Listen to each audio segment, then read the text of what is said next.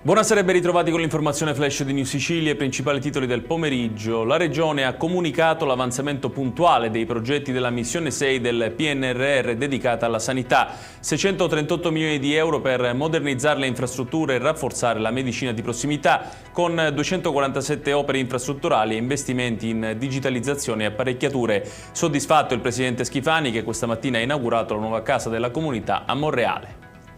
Una parte di via Tiro a Segno a Palermo è stata intitolata quest'oggi a Biagio Conte, il missionario simbolo di solidarietà. Alla cerimonia, in occasione del 3° anniversario della sua scomparsa, presenti il sindaco La Galla e altre autorità cittadine che hanno voluto rendere omaggio alla sua opera di accoglienza e sostegno ai più fragili.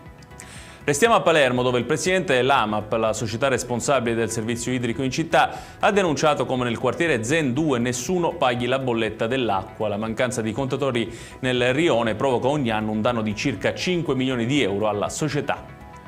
Arriva una notizia clamorosa nel basket. Il giudice sportivo nazionale della FIP ha escluso la Trapani Shark dalla Serie A 2025-2026 e ha condannato la società ad un'ammenda di 600.000 euro. La FIP ha dichiarato che la decisione è arrivata a causa di un'alterazione dell'uguaglianza competitiva. Chiudiamo con il meteo. Nella giornata di domani il tempo in Sicilia sarà generalmente stabile e soleggiato grazie a un campo di alte pressioni che sta insistendo sulla regione. Cieli sereni o poco nuvolosi sulla maggior parte del territorio. Le temperature si manterranno in linea con i giorni precedenti.